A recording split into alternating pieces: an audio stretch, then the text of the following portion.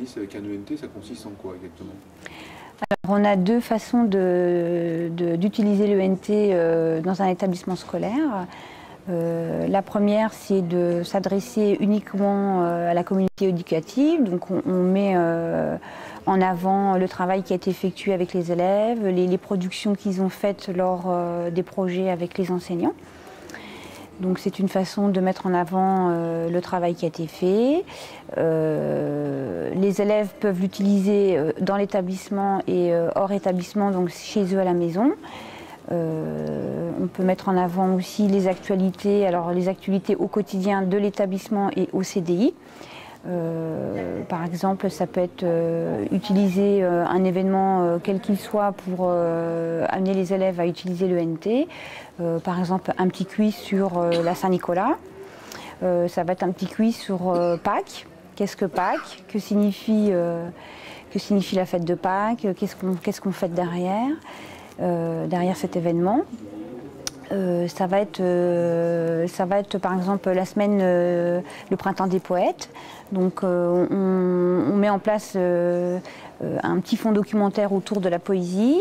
Les élèves sont invités à consulter toutes les poésies qui sont présentées. Donc pour nous, on met en valeur le fond documentaire au niveau de la poésie. Et les élèves consultent ce petit fond documentaire. On leur demande de mettre en forme un poème qu'ils auront sélectionné, un poème qui leur a parlé, pour lequel ils ressentent quelque chose.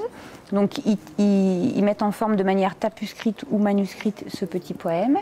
Et ensuite, on leur demande de l'afficher physiquement sur un arbre, par exemple, que nous, cette année, on a décidé d'aller chercher un arbre dans la forêt. Et les élèves accrochaient leur petit poème qu'ils avaient mis en forme, donc ils l'accrochaient sur les branches. Et après, ce document tapuscrit, il l'enregistrait dans l'ENT et on a créé un groupe de travail dans l'ENT, le groupe de travail Printemps des Poètes, où là, tous les élèves venaient déposer leur production. Voilà, donc il y a toujours un projet qui est physiquement présent dans le CDI et l'ENT est en quelque sorte la vitrine de ce projet. D'accord, il y a les enseignants, alors est-ce que c'est pareil? Est-ce que vous êtes amené à travailler en collaboration avec eux, produire, leur mettre des ressources? C'est quoi? C'est un rôle d'information? Oui, tout à fait. Donc ça peut être un projet, par exemple, on a fait un travail sur la Rome antique avec les classes de 6e, avec les 4 classes de 6e. Donc les élèves devaient travailler sur un monument de la Rome antique, par exemple le Colisée de Rome. Donc par groupe de 2, les élèves avaient un certain nombre avaient un questionnaire, ils devaient répondre aux questions qui leur étaient demandées. Donc ils allaient pour ce faire récupérer le questionnaire qui était déposé dans l'ENT, dans le groupe de travail dédié à ce travail autour de la Rome antique. Ils répondaient aux questions. Ils rédigeaient directement sur le quiz, ils enregistraient leur production et le déposaient dans le groupe de travail place.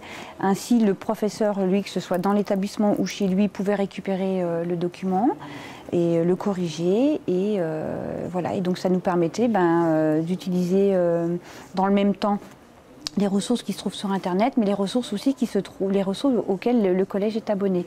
Donc type encyclopédie universaliste, le Robert, et ce qui permet à l'élève de continuer son travail hors établissement, donc chez lui à la maison.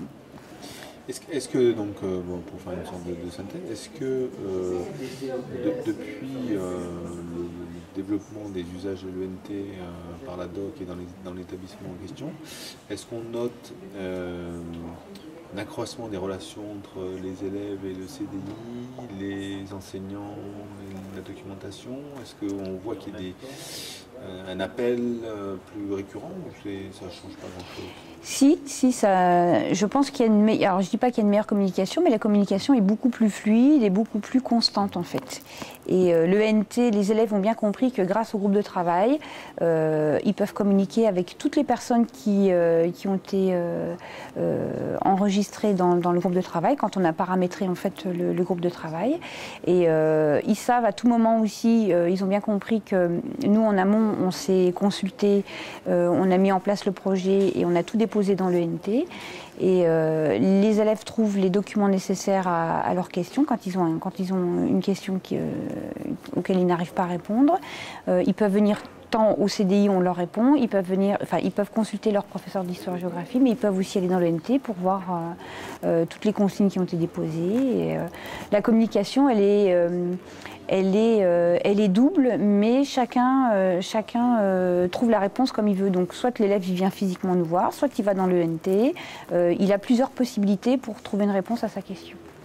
Voilà. Ça double, effectivement, ça double les possibilités d'échange et c'est d'autant plus intéressant pour nous justement.